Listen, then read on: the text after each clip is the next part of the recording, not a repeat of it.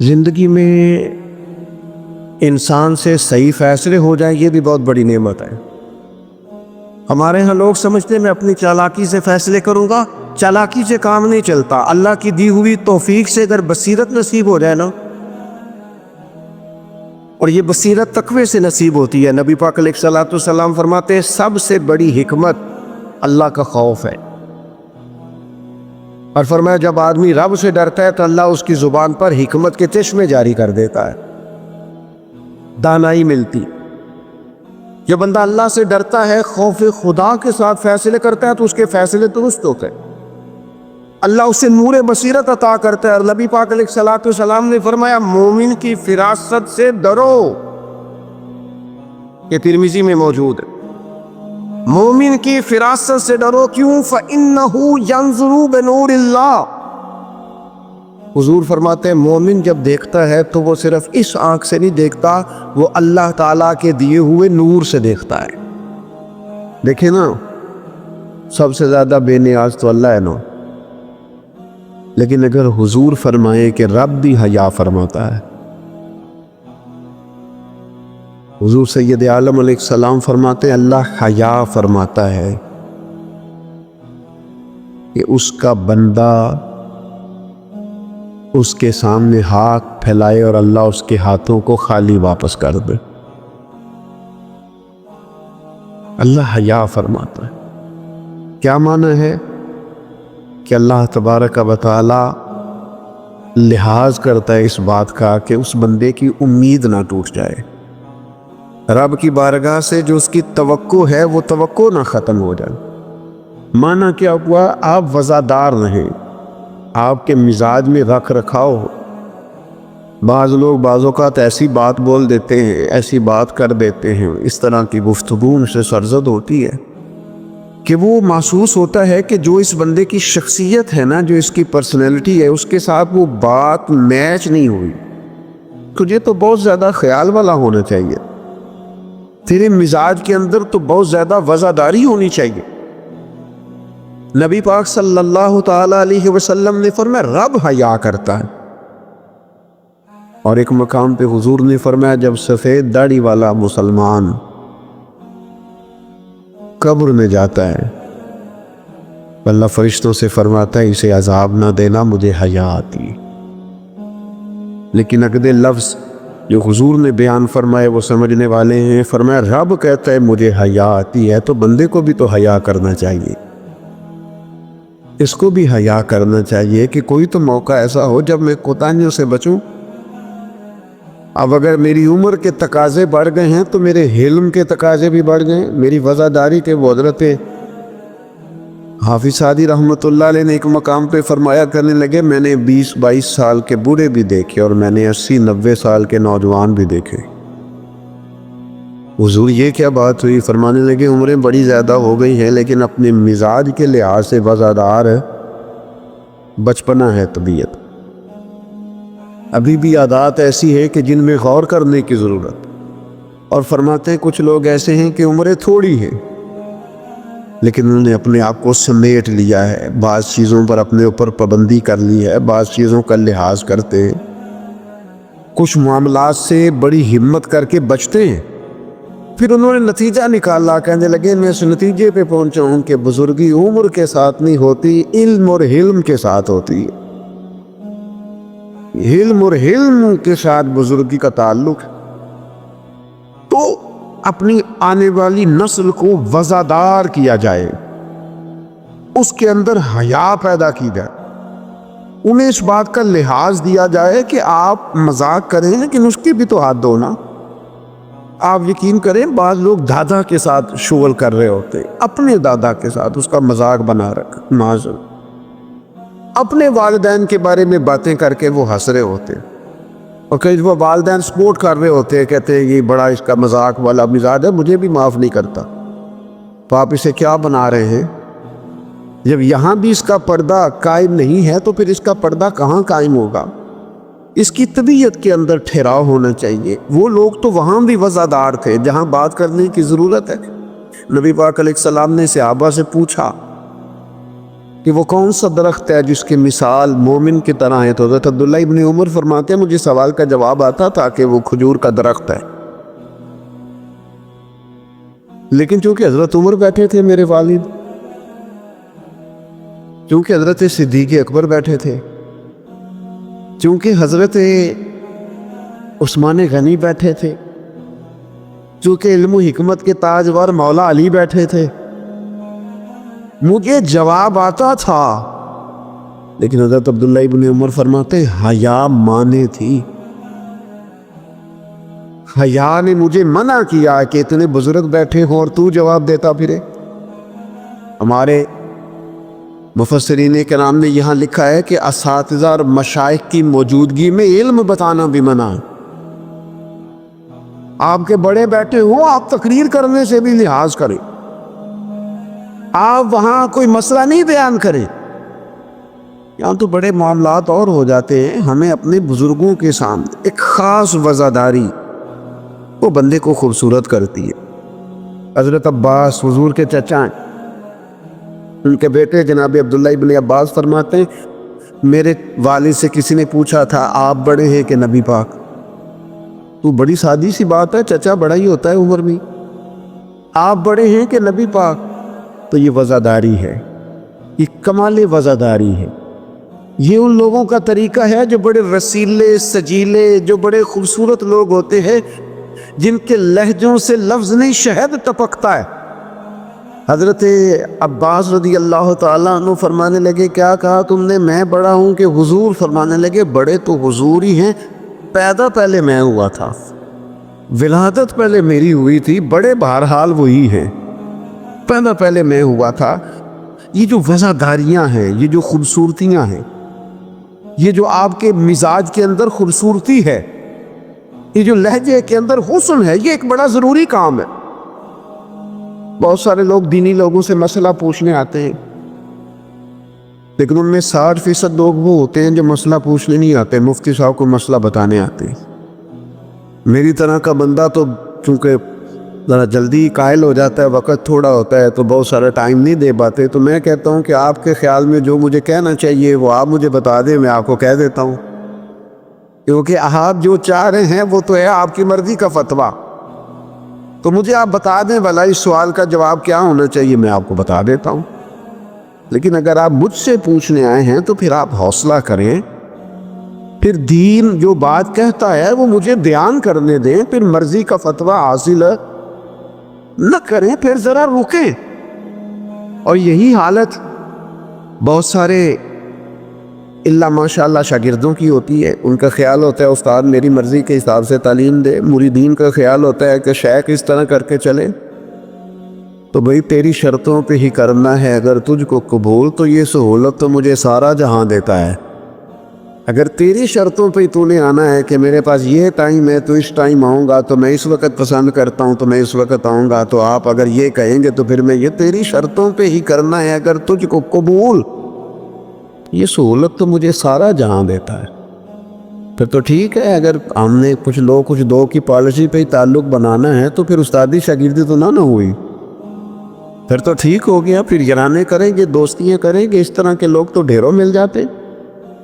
اپنی زندگی کے اندر وزاداری، خوبصورتی، ٹھہراؤ، لہجے کے اندر حسن، مزاج کے اندر ایک کمال۔ حضرت امام مالک رحمۃ اللہ علیہ کو کسی بات پر امام اعظم نے بڑا ڈانٹ دیا، شاگرد تھے، بڑا ڈانٹ دیا، سخت ڈانٹا، اور اس کے بعد بھی وقفے سے کبھی کوئی ایسی بات ہوتی تو امام صاحب کہتے میری طبیعت سے وہ غصہ نہ جاتا کہ یار اس نے ایسا کیوں کیا۔ کچھ عرصے کے بعد جا کے وہ بات کھلی کہ جس بات پر امام ابو مالک کو ڈانٹا ہے ان کی تو غلطی نہیں تھی، دوسرے کلاس فیلو کی غلطی، کیونکہ تو انہوں نے تو یہ بات کہی نہیں، تو کسی اور نے کہی تھی اور نام ان کا لگ گیا۔ بچے کر دیتے نا، شرارت کسی نے کی، نام کسی، تو امام اعظم ابو حنیفہ رحمۃ اللہ علیہ امام مالک سے کہنے لگے بیٹا تم نے بتایا کیوں نہیں، اتنی ڈانٹ کھا لی؟ اور حضرت امام مالک نے سر جھکا لی، کہنے لگے حضور لوگوں کے جسموں پر لوگوں کا احسان ہوتا ہے، میری تو سانسوں پر بھی تیرا احسان ہے، میری سانسیں بھی تیری مقروض ہیں، یہ جو لوگ مالک کو جانتے ہیں یہ اس نسبت سے جانتے ہیں کہ یہ ابو حنیفہ کی گلی میں آتا جاتا ہے. سونیا زندگی میں جتنا نام اور عروج پایا تیرے صدقے پایا, 4 جھڑکیاں نہ سہ سکتا تیرے نام پر. میں نے پسند نہیں کیا. اور پھر آپ نے پوچھا بھی تو نہیں نا کہ بتاؤ, آپ نے کہا ڈانٹ کھانی ہے تو دکھ قبول محمد بخشا بس راضی رہن پیارے. کوئی حرج نہیں. آپ نے کہا ڈانٹ کھانی ہے تو کھا لیتی, اس میں حرج والی کون سی بات. یہ خاص وزاداری, یہ خاص خوبصورتی. میں آپ سے عرض کروں, ہمارے گھروں میں جو بڑے بوڑھے ہوتے ہیں نا, وہ جب پڑھی لکھی بہو لے کے آتے ہیں نا تو اس کا مطلب یہ تھوڑی ہوتا ہے کوئی بیچارے ہامتے کامتے رہیں گے, ڈرتے رہیں گے کہ جناب بہو بڑی پڑھی لکھی ہے یا داماد بہت پڑھا لکھا ہے تو کوئی ایسی بات نہ ہو جائے کہ وہ کہے وہ بابے کو تو پتہ ہی نہیں. پڑھا لکھا وہ بندہ ہوتا ہے جو دوسروں کے مزاج کی رعایت کرے, جو تھوڑا سا سمجھے کہ میری اس چیز کی وجہ سے کوئی شخص کسی کمزوری کا شکار تو نہیں ہو رہا. اگر آپ نے تربیت کی ہے تو پھر تربیت کا معنی تو یہ ہونا چاہیے کہ اسے ادب بھی کرنا ہے, پیار بھی کرنا ہے, گھر کے بزرگوں کے حق میں اس کے رویے میں نرمی بھی آئے. اور اگر آپ نے تربیت یہ کی ہے کہ انچما دیگرے نیز, تمہاری طرح کا دوسرا کوئی نہیں, تو پھر یاد رکھو اگر تمہاری طرح کا دوسرا کوئی نہیں نا تو پھر تمہیں بھی کوئی ماننے کو تیار نہیں ہے. پھر جعلی روب اور ہوتا ہے اور دلوں میں محبت اور ہوتی ہے. پھر ان چیزوں میں فرق ہوتا ہے. اگر آپ تعلیم یافتہ ہیں تو آپ دوسروں کے مزاج کی رعایت کریں. آپ کو پھر حضرت مولا علی شیر خدا رضی اللہ تعالیٰ عنہ سے کسی آپ نے فرمایا, ایک مقام پہ فرمایا ہر چیز کی زکوٰۃ ہوتی ہے, عقل کی زکوٰۃ پتہ کیا ہے؟ حضور کیا فرمایا؟ عقل کی زکوٰۃ جاہلوں کے ساتھ گزارا کرنا ہے. پھر یہ عقل کی زکوٰۃ نکلے گی, تجھے پتہ چلے گا کہ تو کس طرح گزارا کرتا ہے. اور اگر تو جاہل سے گزارے نہیں کر سکتا تو پھر اس کا مطلب یہ ہے کہ تو نے علم کو سمجھا. عزیز دوست, آپ غور فرمائیں اور اس پر آپ توجہ رکھیں گے کہ وزاداری, لفظوں کا چناؤ. قرآن مجید نے کہا یا ایھا الذین آمنوا لا تقولوا راعینا وقولوا انظرنا. اے ایمان والو, تم نے جب میرے محبوب سے بات کرنی ہے تو راعینا نہیں کہنا, انظرنا کہنا ہے. یہ نہیں کہنا حضور سمجھ نہیں آئی رعایت کر دے, یہ کہنا یا رسول اللہ ایک نظر کرم کر دے, ذرا بات دوبارہ سمجھا دے. آپ اچھے جملے تلاش کے وزاداری کے ساتھ, ایک خاص حیا کے ساتھ. حضرت مولا علی شیر خدا فرماتے ہیں حضور سے مسئلہ پوچھنا تھا. مسئلہ پوچھنا بڑا ضروری کام ہے. اگر آپ مسئلہ دریافت نہیں کرتے تو بڑا عرصہ تک ماحول اس طرح کرایا جاتا ہے کہ جس سے آپ جہالت میں ہی وہ کام کرتے رہتے ہیں. مسئلہ پوچھیں گے تو بات بہتر ہوگی, آپ بات پوچھ لیں گے, بات کلیئر ہو جائے گی, آپ پھر صاف ستھرے معاملے کے ساتھ عمل کر سکیں گے. تو حضرت مولا علی کہتے ہیں حضور سے مسئلہ پوچھنا تھا. سوال کرنا بڑا ضروری ہے, خود حدیث پاک میں موجود ہے سوال کرنا آدھا علم ہے. لیکن حضرت علی کہتے ہیں نبی کریم سے مسئلہ پوچھنا تھا, میں نے مہینوں انتظار کیا, ہفتوں انتظار کرتا میں. میرا خیال تھا کہ میں سوال کی تکلیف بھی نہ دوں, کوئی اور آ جائے آ کے حضور سے مسئلہ پوچھ لے. حیا مانی تھی, میں داماد ہوں حضور کا رشتے میں.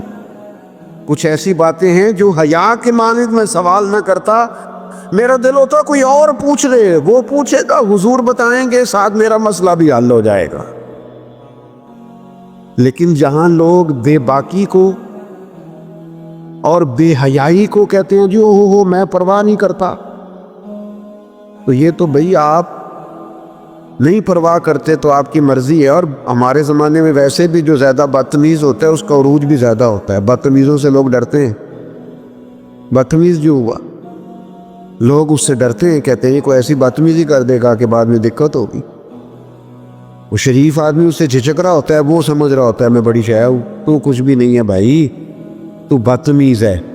اور کچھ لوگ گاندے سے اس لیے بچتے ہیں کہ اس میں روڑا پھینکا تو چیٹے پڑیں گے, پھر کپڑے بدلنے پڑیں گے, نہانا پڑے گا. اس لیے لوگ بچ کے گزرتے ہیں. تیرا خیال ہے کہ تجھ سے بڑا لوگ ڈرتے ہیں؟ تو اپنی زندگی میں وزاداری، شرم و حیا. اب دیکھیے سید عائشہ صدیقہ رضی اللہ تعالیٰ عنہ ارشاد فرماتی ہیں نبی پاک علیہ السلام عرب کی کنواری لڑکیوں سے بھی زیادہ حیا والے تھے، شرمیلے تھے. حضور علیہ السلام فٹافٹ بے باک ہو کر کسی سے کوئی بات نہ کرتے. اب دیکھیں صحابہ غلام ہیں رسول پاک کے، اگر حضور کسی کا نام لے کے بھی اس کی تربیت کرنا چاہیں تو وہ آدمی خوش ہوگا، سعادت مندی ہوگی. لیکن حضور کو کسی شخص کے بارے میں بتایا جاتا نا فلاں نے یہ بات کی ہے، تو کبھی نامینیٹ کر کے اس بندے کے سامنے بات نہیں کرتے. یہ وزاداری والا معاملہ ہے. وہ محبوب کیا فرماتے؟ حضور فرماتے لوگوں کو کیا ہو گیا ہے، اب انہوں نے اس طرح کرنا شروع کر دیا ہے. وہ ایک کی بات ہوتی سب کو سمجھ آ جائے اور اس کی بھی سال لگتے اصلاح ہو جاتی. اپنی مزاج سے اپنی وزاداری کو ختم نہیں کریں، اپنے لہجے کو ختم نہ کریں. میں مذہبی سٹیجوں پہ دیکھتا ہوں یہ بڑی تکلیف ہوتی، جو فلانی چیز نہ مانے وہ حلالی نہیں، جو فلانی بات کا جواب نہ دے باپ کا ہی نہیں. یہ آپ کا سٹائل ہے؟ یہ دیندار لوگ اس طرح بات کرتے ہیں؟ یہ آپ ڈگریاں جاری کر رہے ہیں؟ کیا رسول پاک علیہ السلام کا انداز تبلیغ معاذ اللہ یہ تھا؟ میں کیا کروں، صرف میں دینی لوگوں کی بات نہیں کر رہا. جو آدمی گندے لطیفے سناتا ہے نا اسٹیج پہ بیٹھ کے، اس کی آپ فین فالوئنگ دیکھیں کتنی زیادہ ہے. سٹیٹس کیا ہے؟ گند بولتا ہے، لطیفے سناتا ہے، اور اس کو سننے والوں کی تعداد کیا آ رہی ہے، دنیا ٹوٹ کے پڑ رہی ہے. یہ ہمارے معاشرے کے مجموعی مزاج کی عکاسی کرتی ہے کہ وزاداری کس حد تک ختم ہو گئی. اپنے انداز میں، اپنے لب و لہجے میں خاص شرم و حیا، خاص خوبصورتی. ہمارے جو دیہاتی گھر ہوتے تھے ان کے اندر بڑی وزاداری ہوتی تھی، ان کے اندر بڑا خیال رکھا جاتا، چیزوں کو بڑا سمجھا جاتا تھا. یہاں آپ حالت دیکھ لیں، شادی بیٹی کی ہو یا بیٹے کی ہو، سارا خاندان بیوٹی پارلر میں بیٹھا ہوتا ہے. کوئی وزاداری نہیں رہی، کوئی وہ معاملہ ہی نہیں رہا جس میں حسن ہوتا تھا، خوبصورتی ہوتی تھی. رسول پاک صلی اللہ تعالی علیہ وسلم نے فرمایا حیا خیر ہی خیر ہے، حیا سراپا خیر ہے. تیرا جھکا جھکا لہجہ، تیرے جھجکتے لفظ، تیری ٹھہری ٹھہری باتیں، تیرا ذرا سمٹ کر چلنا، سمٹ کر بات کرنا، تیرے لہجوں کا ٹھہراؤ، گویا یہ وہ ٹھنڈی ہوا ہے جو چلے گی تو صحیح پر کسی کو فائدہ دے گی، نقصان نہیں دے گی. لیکن اگر تیرا خیال طوفان بننے کا ہے، پھر ایسا نہ ہو کہ درخت بھی ٹوٹیں، رستے بھی بند ہوں، عمارتیں بھی گریں. حضور نے فرمایا حیا خیر ہی خیر ہے. حیا جہاں آتی ہے خیر لاتی. نبی پاک صلی اللہ تعالی علیہ وآلہ وسلم ایک جگہ سے گزرے، یہ بخاری میں موجود ہے. تو ایک شخص اپنے بھائی کو سمجھا رہا تھا، اسے کہہ رہا تھا یار تو بڑا ہی شرمیلا ہے، اس طرح بھی کوئی کام ہوتا ہے؟ تیری شرم و حیا کی وجہ سے بڑے مسائل بنتے. بھائی کو ڈانٹ رہا تھا کہ تو اس قدر زیادہ جھجکتا ہے، شرمیلا ہے کہ بڑے ہمارے مسائل خراب ہو گئے تیری جھجک کی وجہ سے. حضور قریب سے گزرے تو یہ میرے کریم کا انداز دیکھیے. حضور فرمانے لگے اسے کچھ نہ کہہ، اسے چھوڑ دے، اس لیے کہ حیات و ایمان کا حصہ ہے. حیات و ایمان کا حصہ ہے. اور ایک حدیث میں حضور نے فرمایا 70 سے زیادہ شاخیں ہیں ایمان کی، اور حیا بھی ایمان کا حصہ ہے. آپ وزادار رہیں، آپ میں خوبصورتی رہے، آپ تھوڑا سا انتظار میں رہیں. پھر قرآن مجید خود فرماتا ہے کہ رب کے کچھ بندے وہ ہیں جو اپنے مومن بھائیوں کے لیے دعائیں کرتے ہیں. یہ کسی دوسرے کے لیے دعا کرنا اتنا محبوب عمل ہے کہ اللہ نے اسے قرآن مجید میں بیان فرمایا. والذین جاءوا من بعدهم یقولون ربنا اغفر لنا ولإخواننا الذین سبقونا بالایمان. فرمایا وہ جو ان کے بعد آئے وہ عرض کرتے ہیں رب کی بارگاہ میں کہ اے اللہ ہمیں بھی بخش دے اور ہمارے ان بھائیوں کو بھی بخش دے جو ہم سے پہلے ایمان لائے ہیں۔ وہ اپنے پچھلوں کے لیے دعائیں کرتے ہیں، اللہ کے حضور عرض کرتے ہیں یا اللہ انہیں معاف کر دے، انہیں بخش دے۔ یہ دعا انہوں نے کسی کے لیے کی؟ اللہ نے اس دعا کو قرآن مجید کے اندر بیان فرمایا۔ دیکھیے، سب کی دعائیں اللہ کے حضور قبول ہوتی ہیں، لیکن کچھ زبانیں ایسی ہیں جو رب کریم کو پیاری بہت زیادہ ہے۔ حدیث صحیح میں موجود ہے، نبی پاک علیہ السلام نے فرمایا، رب فرماتا ہے جب بندہ کثرت نوافل کے ذریعے میرے قریب ہو جاتا ہے تو وہ پھر اتنا قریب ہو جاتا ہے، اتنا قریب ہو جاتا ہے کہ میں اس کی زبان بن جاتا ہوں، جب بھی وہ سوال کرتا ہے میں اپنے فضل سے اسے عطا کرتا ہوں۔ بخاری مسلم دونوں میں موجود ہے۔ اب ایسی زبانیں جن کو اللہ تبارک و تعالیٰ کی بارگاہ سے یہ اذن مل گیا، کثرت عبادت، کثرت نوافل، زہد، ورع، تقوی، کہ اللہ کے حضور جب وہ عرض گزار ہوتے ہیں تو مالک ان کی دعائیں قبول فرماتا ہے۔ تو اب اگر کسی کو کسی ایسی زبان کی خبر آئی اور اس نے جا کے اسے دعا کرائی اور اللہ نے اپنے فضل سے اس بندے پر رحمت کر دی اور دعا قبول ہو گئی، تو بتائیے حرج والی بات کیا ہے؟ اب اس پر بھی وسوسہ ہے کہ اللہ صد کے سنتا ہے آپ نے فلاں کو دعا کے لیے کیوں کہا، اس پر بھی وسوسہ ہے۔ روحانی دنیا سے لوگوں کو دور کرنے کے لیے، اللہ کے نیک بندوں سے دور کرنے کے لیے، وہ لوگ جو مالک کریم کے قرب والے ہیں، جن کو قرآن مجید نے اولیاء اللہ کہا ہے، ان سے لوگوں کا رشتہ کمزور کرنے کے لیے ایک نیا رنگ، ایک نئے انداز میں بات کہ اللہ سب کی دعائیں قبول کرتا ہے، تم دعا کرانے جا رہے ہو، تم نے فلاں سے کہا میرے لیے دعا کرنا، تم نے فلاں بزرگ سے کہا میرے لیے دعا کرنا۔ تو میرے بھائی یہ تو بڑی آسان سی سادی سی بات ہے۔ اچھا، یہ بھی ضروری نہیں کہ جو دعا کرا رہا ہے وہ کوئی کمزور ہی ہو، وہ گنہگار ہی ہو اور وہ کسی نیکوکار سے ہی کہے کہ میرے لیے دعا کرنا تو تبھی بات بنے گی۔ بعض نیک بھی کہہ دیتے ہیں اور اس سے کہہ دیتے ہیں جو درجے میں ان سے کم ہوتا ہے۔ کیا حضرت امام جعفر الصادق رضی اللہ تعالیٰ عنہ نے کہا نہیں حضرت داؤد طائی سے کہ میرے لیے دعا کرنا؟ کیا کہا نہیں بعض اساتذہ نے شاگردوں سے کہ دعا کرنا؟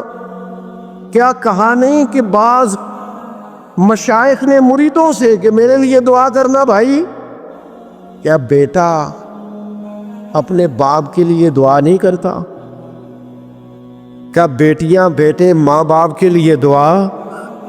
اور سنو نا یار، اس سے بڑی میں آپ کو بات کیا سناؤں، بخاری مسلم میں موجود ہے، حضرت عمر فاروق رضی اللہ تعالیٰ عنہ عمرہ کرنے جا رہے تھے۔ اللہ کے پیارے رسول، رسول رحمت، محبوب رب اکبر صلی اللہ تعالیٰ علیہ وسلم نے فرمایا، عمر میرے بھائی ہمیں بھی دعاؤں میں یاد کرنا۔ اب بتاؤ اس سے بڑی مثال کہاں سے لائیں؟ حضرت عمر سے نبی کریم علیہ السلام نے کہا، عمر میرے بھائی ہمیں بھی اپنی دعاؤں میں یاد رکھنا۔ تو اگر حضور جناب عمر سے کہہ سکتے ہیں دعا کرنا، مجھے بتاؤ حضور کو ضرورت ہے جناب عمر کی دعا کی؟ یہ کس لیے کہا؟ یہ اس لیے کہا کہ ہمیں سمجھ میں آ جائے کہ کچھ لوگوں سے دعا کرا لینی چاہیے، کچھ لوگوں سے دعا کرا لینی چاہیے، بس اس سے زیادہ جملہ نہیں کہوں گا، کچھ لوگوں سے اپنے حق میں کچھ کہلوا لینا چاہیے، کوئی گواہی اپنے حق میں کرا لینی چاہیے، فائدہ ہوتا ہے، اس کا نفع ہوتا ہے، اس میں بڑے راز مضمر ہوتے ہیں، اس میں بڑے عقدے کھل جایا کرتے ہیں، اس میں بڑی آسانیاں ہو جاتی ہیں۔ میرے عزیز، نبی پاک صلی اللہ تعالیٰ علیہ وسلم نے فرمایا جناب عمر سے میرے لیے، حضور فرماتے ہیں اللہ کے کچھ بندے ہیں اگر وہ قسم کھا کے کہے نا یا اللہ ایسا کر دے یہ بخاری مسلم دونوں میں موجود ہے. وہ قسم کھا کے کہے نا لو اقسم علی اللہ لابرہ، وہ اگر قسم کھائے تو رب ان کی قسم بھی پوری فرما دیا کرتا. وہ میرے بھائی، محبت کے لیے دل ڈھونڈ کوئی ٹوٹنے والا، کوئی جگہ ایسی تلاش کر جہاں سے دعا مل جائے، جہاں سے کرم ہو جائے، جہاں سے عطا ہو جائے، جہاں سے اللہ کا فضل ہو جائے. اور پھر ہمیں بھی چاہیے ہم دعائیں دیتے رہیں. ماں باپ کو چاہیے اولاد کو دعائیں دیتے رہیں، اساتذہ کو چاہیے شاگردوں کو دعائیں دیتے رہیں، مشائخ کو چاہیے عقیدت مندوں کو دعائیں دیتے رہیں، بہن بھائیوں کو چاہیے ایک دوسرے کو دعائیں. چلے آپ آمین کہے. اب آپ نے انکار نہیں کہ سارے دعا مانگے، یا اللہ ہمارے بھائیوں کو ہم سے زیادہ عطا فرما، یا اللہ بھائی کو ہم سے، یا اللہ بھتیجوں کو زیادہ عطا فرما، بانجوں کو زیادہ عطا فرما، اللہ محلے داروں کو زیادہ عطا فرما، پڑوسیوں کو زیادہ عطا فرما. یہ مانگو نا دعائیں، اس میں بھلا ہے، اس میں نفع ہے. اب جنہوں نے پریشان ہو کے آمین کا ہے وہ خوش ہو جائیں گے. نبی پاک علیہ السلام نے فرمایا جو دعا تو کسی کے لیے مانگتا ہے اللہ پہلے تیرے حق میں قبول فرماتا ہے. لوگ خوش ہو گئے آپ لوگ. او بھائی دعا مانگے کسی کے لیے، بد دعا نہیں کرنی. کسی کے لیے بھی بد دعا. ہمارے ہاں نا ایک بہت بڑا طبقہ جذباتی لوگوں کا ہے. ہمارے ایک استاد کہا کرتے تھے جذباتی لوگوں سے دوستیاں نہیں کرنی چاہیے، جذباتی لوگوں سے تعلقات نہیں بنانے چاہیے. اس لیے کہ جس بندے کا اپنے اوپر کنٹرول ہی نہیں تو وہ کسی کے حق میں کیا کرے گا. وہ کہتے تھے جذباتی لوگوں سے بچو. او بھائی ہم بڑے جذباتی ہو جاتے ہیں، ذرا سی شدت آئی نہیں گھر میں لڑائی، اور لڑائی بھی کس سے؟ گھر والی سے. بد دعائیں شروع کر دی، اپنے آپ کو بد دعائیں دے. لڑائی کس سے ہو رہی ہے؟ بہن بھائیوں سے. بد دعائیں شروع کر دی.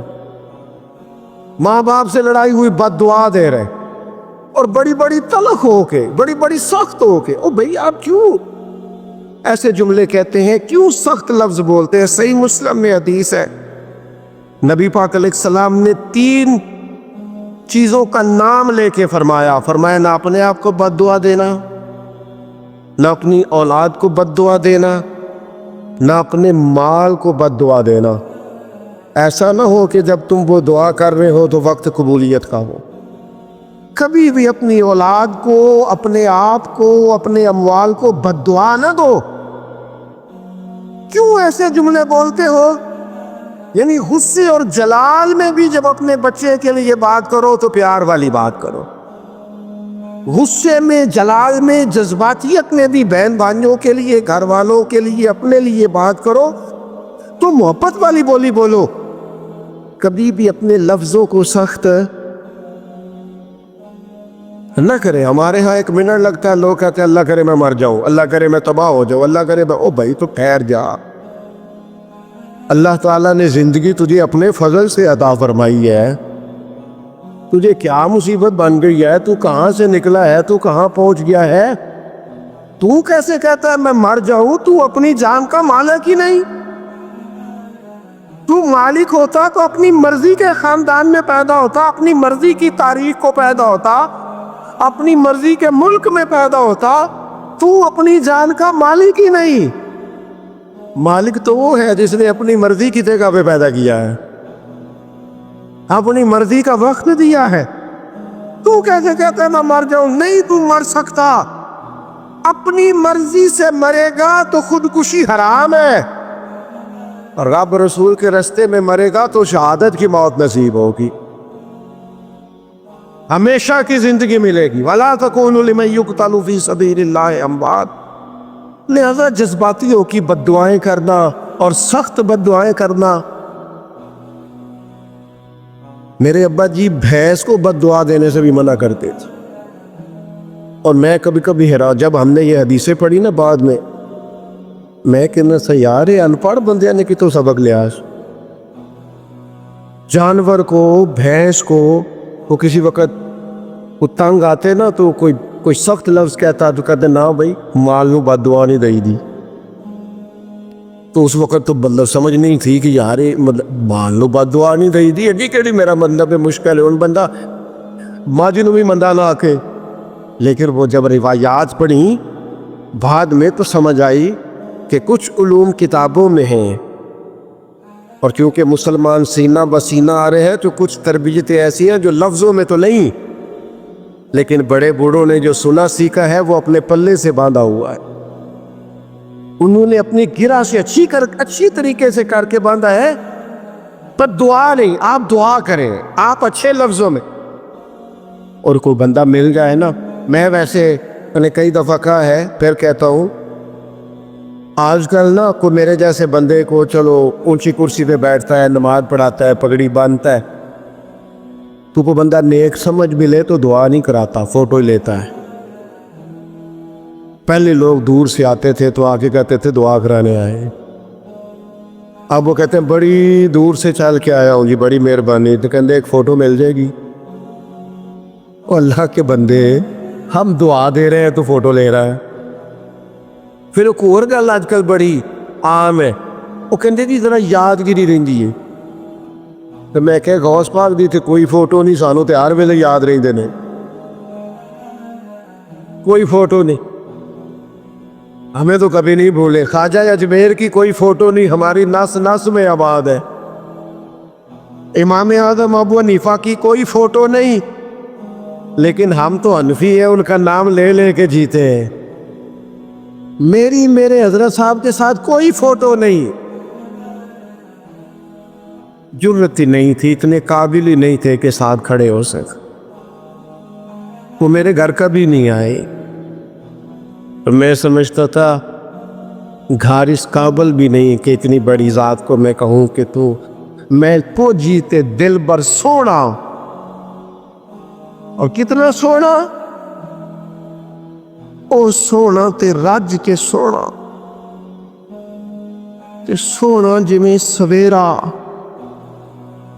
میں کو جاتے رج کے کو جاتے کو جا جویں ہنیرا. کبھی اتنی ضرورت ہی نہیں کی. اتنی طاقت کے ساتھ کھڑے ہو کے کہے کہ میں تیرے برابر ہوں تو فوٹو بنا. اتنی ضرورت کبھی ہوئی نہیں. ان کیا کرے؟ دور بدلا، حالات بدلے، زمانہ بدلا، طور طریقے بدلے. وہ کبھی لوگ مشائخ کے پاس دعائیں لینے جاتے تھے، کہتے تھے ہم آئے ہیں کوئی دعا کر دے. وقت بدل گیا، 30 سیکنڈ کی ویڈیو رہ گئی. او خدا کے بندو تھوڑا سا روحانی زندگی کی طرف آؤ، روحانی زندگی کی طرف. او بھائی دعائیں کرائیں، اپنے لیے گوانیاں پکی کریں. اپنی والدہ سے، اپنے والد سے، اپنے دادا سے، اپنے نانا سے، اپنی نانی سے، اپنی دادی سے، اپنے بہن بھائیوں سے، اپنے دوستوں سے، اپنے مرشد سے، اپنے استاد سے دعا کراؤ. ان سے کہو ایک دفعہ میرے لیے ہاتھ اٹھا دے اللہ کی بارگاہ میں. میں یہ صحیح روایت پیش کرتا ہوں، میرے نبی کریم نے فرمایا تھا عمر فاروق سے، سیدنا عمر سے، قطعی جنتی عمر جن کا حضور جنت میں محل دے کے آئے. نبی کریم نے فرمایا تھا عمر لوگ حج کرنے آئیں گے، جہاد کے لیے آئیں گے، اگر یمن والے لوگ آئے اور تجھے ان میں سے میرا اویس کرنی مل گیا تو عمر اس سے اپنے لیے دعا کرا لینا. عمر اویس سے دعا کرا لینا، اسے کہنا تیرے لیے دعا کر دے. حضرت فاروق اعظم ڈھونڈتے رہے، ملاقات ہوئی سیدنا اویس کرنی سے، کہا دعا کر دے یار میرے لیے. وہ ڈھونڈو، کوئی بیٹھا ہوا مجھے دور دعا دیتا ہے، میں ڈوبتا ہوں پر سمندر اچھال دیتا ہے. او بھائی اپنے حق میں دعائیں، التجائیں اللہ کے حضور. کچھ لوگوں کی عرض، میں آپ سے عرض کروں، کچھ لوگوں کو دعا لگ جاتی ہے. آپ کو جو آدمی بڑا چمکتا دمکتا اجلا نظر آئے نا، اس کا کبھی ماضی ٹٹولو گے نا تو کبھی کوئی اس کے گھر سے روٹی کھا گیا تو فقیر اور اس نے ذوق سے کھلائی تھی، کبھی پیچھے سے ٹٹولو گے تو کوئی روٹی کھا کے دعا کر گیا تھا، کوئی چند گھڑیاں دروازے پہ رہا تھا، اس نے نیکی کی تھی، دعا کر گیا تھا۔ کبھی ٹٹولو گے، ڈھونڈو گے تو بیمار ماں نے کسی کو دعا دی تھی کہ پتر اللہ تیرے اوپر فضل کرے، کسی کے بوڑھے باپ بیمار نے دعا دی تھی اللہ تجھے کسی کا محتاج ہے نہ کرے، کسی نے دعا دی تھی۔ وہ دعا ہے جو اس کے دائیں بائیں آگے پیچھے چلتی ہے۔ حضرت مولا علی شیر خدا رضی اللہ تعالیٰ عنہ گرمیوں میں بھی موٹے کپڑے پہن کے پھرتے تھے۔ لوگوں نے کہا حضور سخت گرمی اور پھر آپ تو بڑے دلیر آدمی، جوان اور گرمیوں میں بھی موٹے کپڑے۔ فرمانے لگے نبی کریم نے دعا دی تھی کہ اللہ علی کو موسم کی شدت سے بچا کے رکھنا، موسم کوئی بھی ہو علی پہ اثر ہی نہیں کرتا، شیر خدا پہ اثر ہی نہیں ہوتا، موٹے پہن لوں پتلے پہن لوں، اللہ میرے جسم کو موسم کی شدت سے محفوظ رکھتا ہے۔ اپنے لیے دعائیں سمیٹ چکروں میں نہ پڑے، اور یہ سب کی اللہ سنتا ہے، کس نے کہا نہیں سنتا؟ لیکن کچھ ایسے ہیں جو ہاتھ اٹھا دینا تو رب کریم قبولیت سے فرماتے ہیں دیر نہ کرنا، ذرا جلدی جانا، قبولیت سے اللہ کہتا ہے۔ کچھ ایسے ہیں جو ہاتھ اٹھا دینا ہاتھ، تو اللہ تعالیٰ مرحوم خورشید گیلانی سے اللہ تعالیٰ ان پر فضل کرے۔ کچھ تھوڑا ربط رہا، انہوں نے نا ایک جملہ اپنی والدہ کے لیے کہا تھا، کہنے لگے میری اماں ان پڑھ تھی، اپلے تھاپتی تھی، اور ان کا آنچل دوپٹہ بھی کئی دفعہ میلا رہتا تھا۔ پر مرحوم گیلانی صاحب کہتے ہیں میری ماں کبھی میلا دوپٹہ بھی سامنے کر کے اللہ سے میرے لیے رحمت مانگتی تھی تو مجھے لگتا تھا مالک نے فضل فرما دیا ہے۔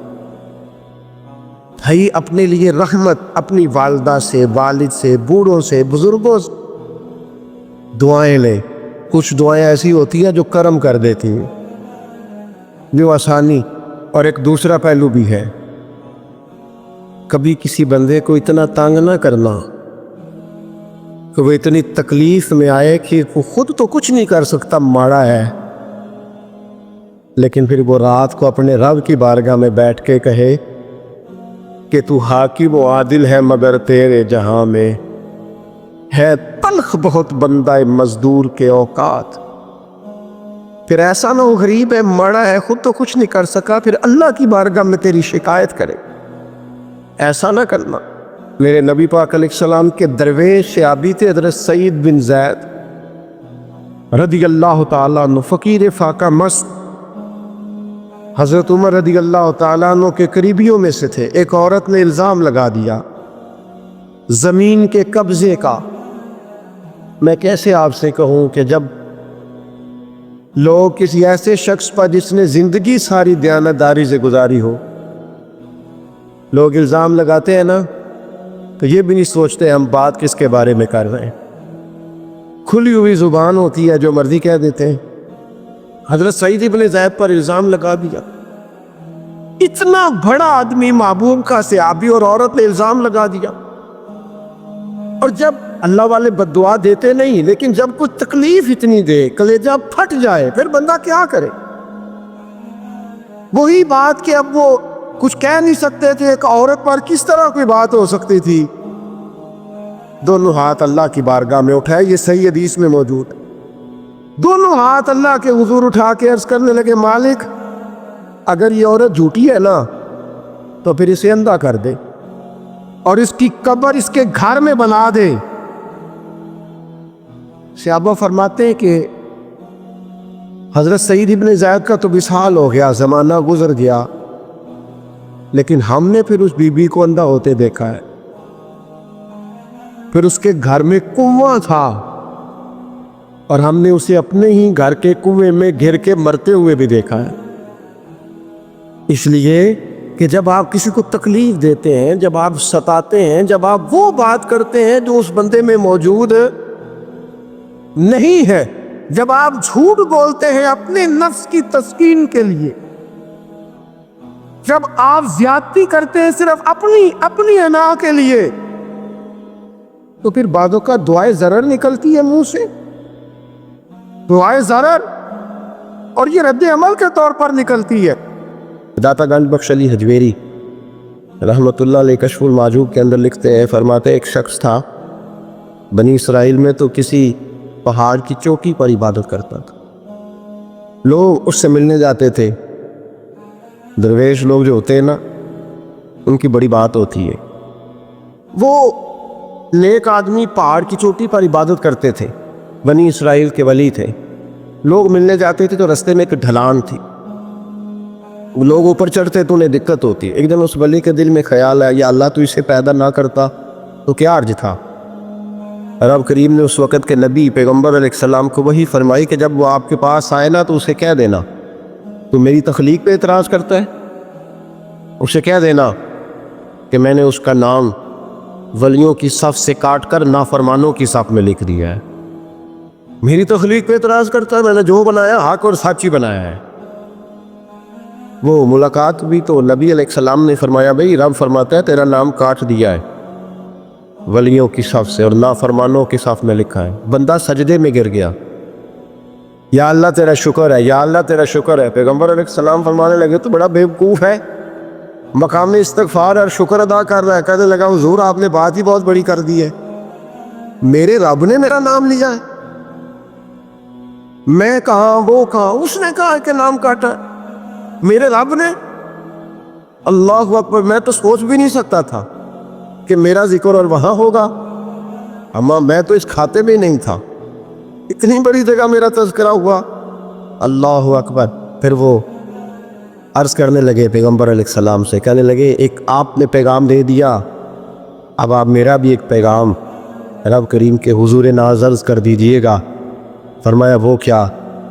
کہا عرض کیجئے گا مالک سے کہ مولا مجھے تیری مخلوق سے بڑا پیار ہے۔ وہ جو میں نے ڈلان کی بات کی تو اس لیے کی، تو دلوں کے حال جانتا ہے کہ لوگوں کو تکلیف ہوتی، مالک کی بارگاہ میں عرض کرنا کہ میرا وجود بہت بڑا کر دے۔ آپ نے کہا ہے نا نافرمانوں کی لسٹ میں چلا گیا ہوں، اب جہنم میں جلوں گا، تو عرض کرنا کہ میرا وجود بڑا کر دے، بڑا، سارے دوزخ میں اکیلا ہی پورا آ جاؤں۔ میرا نہیں دل کرتا اللہ کا کوئی اور بندہ جہنم میں جلے، مجھے اس کی مخلوق سے بڑا پیار ہے۔ جب یہ لفظ کہے تو پیغمبر وہیں کھڑے تھے، اللہ نے وہی فرمائی، اس سے کہو تو میری مخلوق سے پیار کرتا ہے تو میں تجھ سے پیار نہ کروں؟ اس سے کہو تیرا گناہ بھی بخش دیا، تجھے دوبارہ ولی بھی بنا لیا، بغیر حساب جنت بھی دی، اور قیامت میں جس کی تو سفارش کرے گا میں اسے بھی جنت عطا کرتا چلا جاؤں۔ شرط یہ ہے کہ تو اللہ کے بندوں سے پیار کرے۔ خدا کے بندے تو ہیں ہزاروں، بنوں میں پھرتے ہیں مارے مارے۔ میرے نبی پاک صلی اللہ علیہ وسلم نے فرمایا جو رب کے بندے ہوں گے ان کے قیامت کے دن چہرے چمک رہے ہوں گے۔ تو یا رسول اللہ صلی اللہ علیہ وسلم اس کے علاوہ بھی کچھ بندے ہیں؟ فرمایا لعن عبد الدنیا وعبد الدرہم، فرمایا کچھ دنیا کے بندے ہیں، کچھ درہم کے بندے ہیں، ترجمہ یوں کر لو کچھ ڈالروں کے بندے ہیں۔ یہ حدیث مشکات میں موجود ہے، ڈالر کے، ریال کے، لاکھ کے، کروڑ کے بندے۔ حضور وہ کون ہے؟ فرمایا لعن عبد الدنیا وعبد الدرہم، جو دنیا کا اور دولت کا بندہ بنے وہ لعنتی ہے، ملعون ہے۔ یہ خدا کا بندہ رہا ہی نہیں، یہ پیسوں کا بندہ بن گیا، دولت کا بندہ بن گیا، اس کا معیار بدل گیا۔ حضرت سالم بن عبداللہ بن عمر، حضرت عمر فاروق کے پوتے تھے، کعبے کا طواف کر رہے تھے، طواف مکمل ہوا، 8واں استلام کر کے مقام ابراہیم کے پاس نماز پڑھنے لگے تو خلیفہ وقت کا آ گیا، گورنر، السلام علیکم کے بعد اس نے فوراً بات چھیڑی، کہنے لگا حضور کوئی حکم ہو تو بتائیے گا۔ تو آپ کہنے لگا تو بڑا ہی بیوقوف ہے یار، تجھے کس نے گورنر بنایا؟ بڑا تو بیوقوف ہے، تجھے تو سلیقہ ہی نہیں بات کرنے کا۔ حضور کیا ہوا؟ فرمانے لگے خدا کے گھر میں آ کے اور کعبے کے سامنے کھڑے ہو کے میں بندوں سے سوال کروں، یہاں کے بھی بندوں سے مانگوں، تو بڑا ہی بیوقوف ہے۔ سامنے اس کا گھر ہے، سامنے اس کا گھر ہے بیت اللہ اور حجر اسود اور مقام ابراہیم اور مقام ملتزم، اور یہاں بھی میں بندوں سے مانگوں؟ کہتا ہے مجھے بھی کبھی کسی نے ڈانٹا نہیں تھا، میرے بھی پیروں تک پسینہ نکل گیا، تو میں مسجد الحرام سے باہر نکل کے، یوں سمجھ لیں کہ جب لوگ باب عبدالعزیز سے یا باب فہد سے باہر آ جاتے ہیں، کہتے ہیں باہر نکل کے نا میں کھڑا ہو گیا، میں نے کہا چلو فارغ ہو کے آتے ہیں تو بات کرتا ہوں۔ حضرت فارغ ہو کے آئے، تو میں نے کہا حضور اب تو بیت اللہ سامنے نہیں، اب بھی کوئی سوال کرے؟ تو فرمانے لگے اچھا ضروری ہے؟ کہا حضور ضروری ہے۔ تو فرمانے لگے چل پہلے بتا، تجھ سے دین مانگوں کہ دنیا مانگوں؟ بول۔ تو کہنے لگا حضور میرے پاس تو دنیا ہی ہے، دین تو آپ کے پاس ہے۔ جب یہ جواب دیا تو حضرت سالم چلنے لگے، اور چلتے چلتے فرمانے لگے جا اپنا کام کر، دنیا تو میں نے اس سے کبھی نہیں مانگی جس نے دنیا بنائی ہے، میں نے اس سے نہیں کبھی مانگی، تو تو کیا حیثیت رکھتا ہے؟ میں نے تو اس سے بھی جب بھی مانگا ہے یا اس کا قرب مانگا ہے یا اس کے رسول کی غلامی مانگی ہے، تو اس سے نہیں مانگتا جس نے بنائی ہے، تو کیا دے سکتا ہے؟ تیری کیا حیثیت ہے؟ تو بھائی ان لوگوں نے قریب تھٹکنے نہیں دیا، ان کے قریب یہ چیز آئی نہیں، بے نیاز لوگ تھے، توجہ ہی نہیں تھی۔ حضرت محبوب سبحانی غوث اعظم شیخ عبد القادر جیلانی رضی اللہ تعالیٰ، آپ ایک کاروبار بھی کرتے تھے، تو آپ کا کچھ مال آ رہا تھا جہاز کے ذریعے، ایک بندے نے خبر دی کان میں حضور جہاز ڈوب گیا، فرمانے لگے الحمدللہ الحمدللہ۔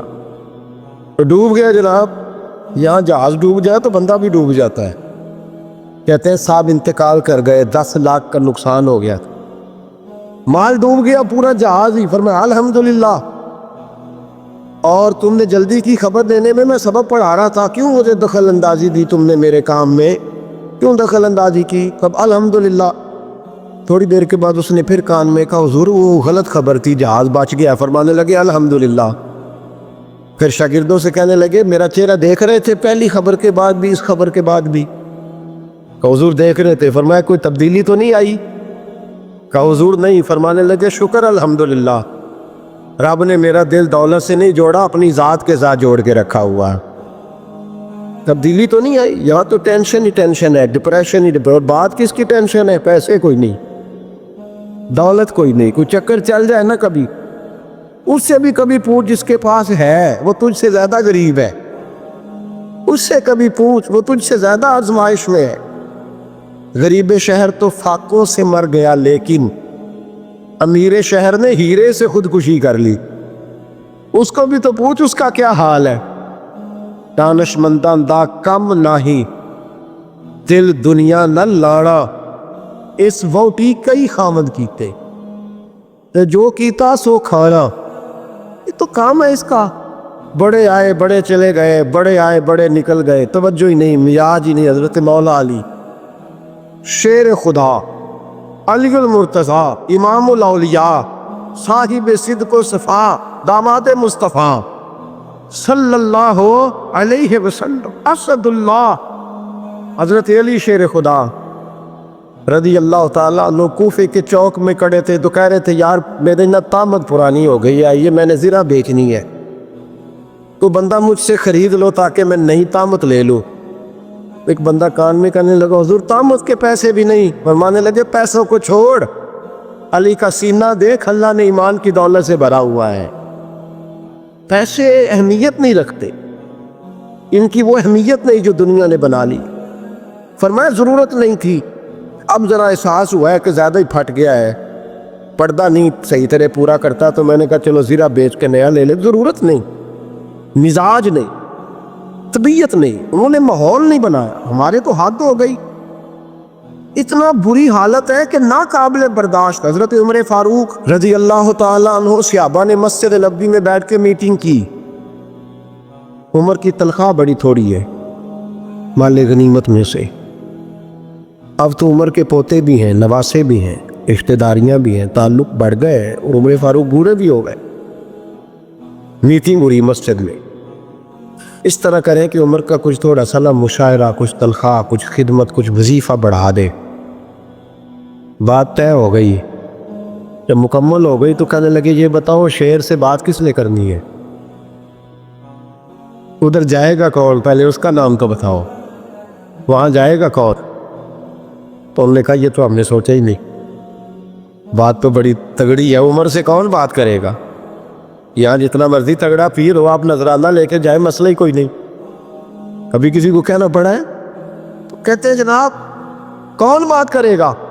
تو ایک صحابی کہنے لگے کہ حضرت عمر رضی اللہ تعالیٰ عنہ کی جو صاحبزادی ہے نا، حضرت حفصہ رضی اللہ تعالیٰ، وہ ام المومنین بھی ہیں، حضور علیہ السلام کی زوجہ ہے، مومنوں کی ماں ہے، ان سے کہتے ہیں، اور ان کے والد بھی ہیں۔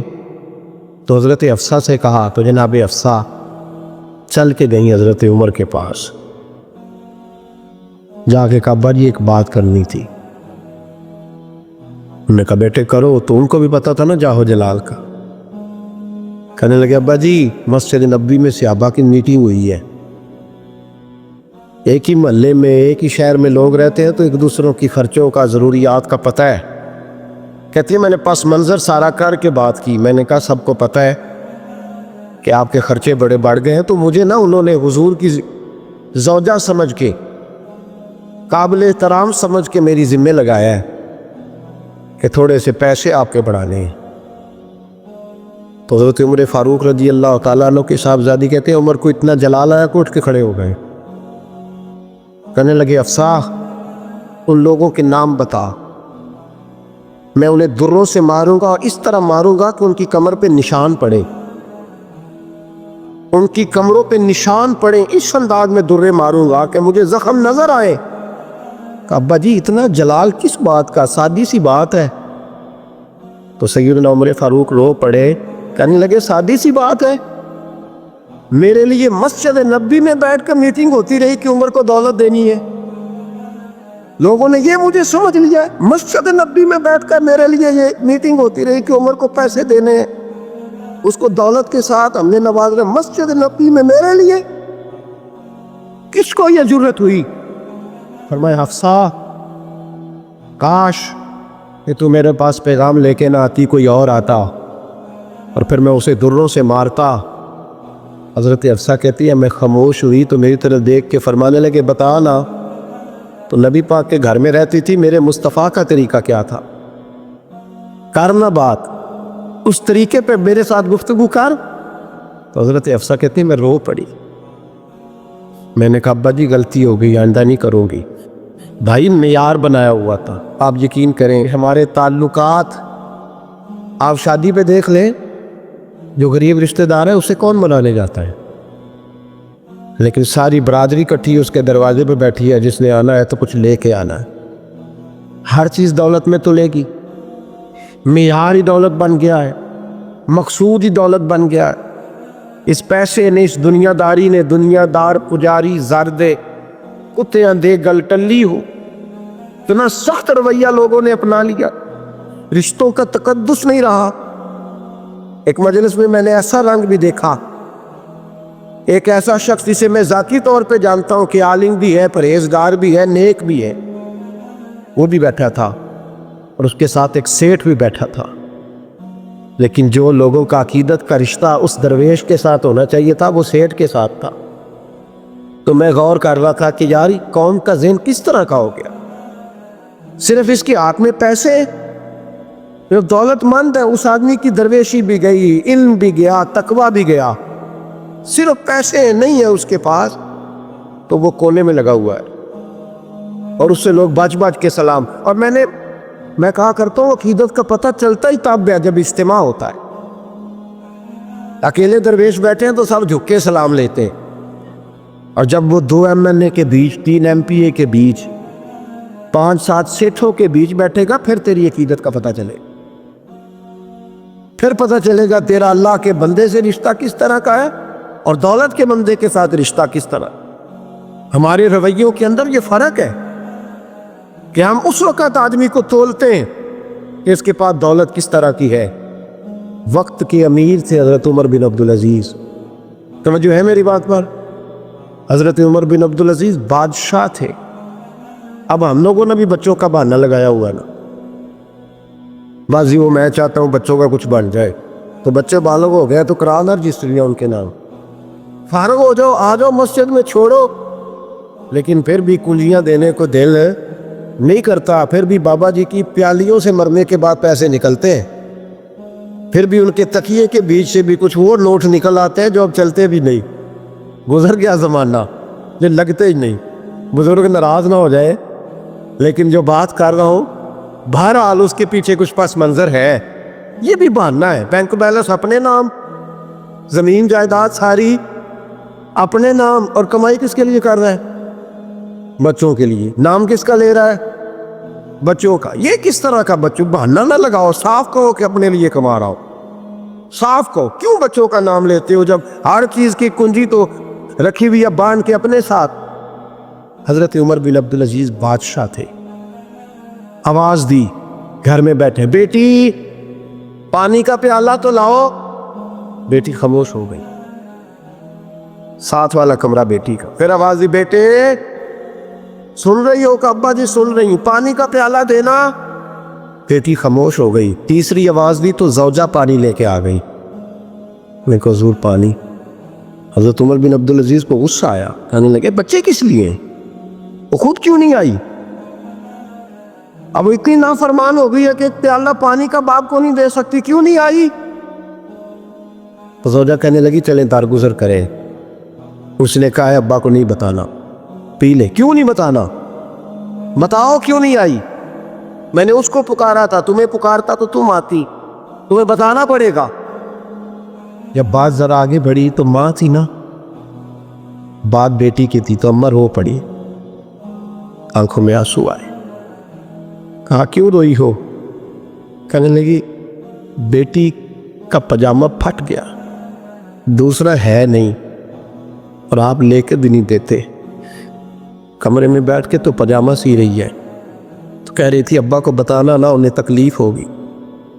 تو وہ اس کے پاس دوسرا ہوتا تو آ جاتی، ایک ہی تھا تو اس لیے نہیں آئی. حضرت عمر بن عبدالعزیز اٹھے، سر سجدے میں رکھا، کہنے لگے یا اللہ تیرا شکر ہے، تو نے میرے بچوں کو بقدر ضرورت روزی عطا فرمائی ہے. یا اللہ تیرا شکر ہے. ایک روایت میں نے پڑھی، کلیجہ منہ کو آیا. مصطفیٰ کریم بیٹھے تھے تو سیدہ عائشہ صدیقہ رضی اللہ تعالیٰ نے عرض کی یا رسول اللہ صلی اللہ علیہ وسلم، وہ دیکھے سیدہ فاطمہ آ گئی ہے، وہ دیکھے بی بی صاحبہ بغیر بتائے آ گئیں. حضرت فاطمہ الزہرا آئی تو حضور نے فرمایا فاطمہ بغیر اطلاع کے؟ حضور چھوٹا سا کام تھا. کیسے آئی ہو؟ تو بی بی صاحبہ نے نا، عورتوں کا پلو ہوتا ہے نا چادر کا، پلو کھولا تو ایک روٹی بندھی ہوئی تھی. ایک روٹی چادر میں، یہاں لوگ زیور باندھتے ہیں، دولت باندھتے ہیں. ایک روٹی حضرت فاطمہ نے پلو میں باندھی، کھول کے پیش کی.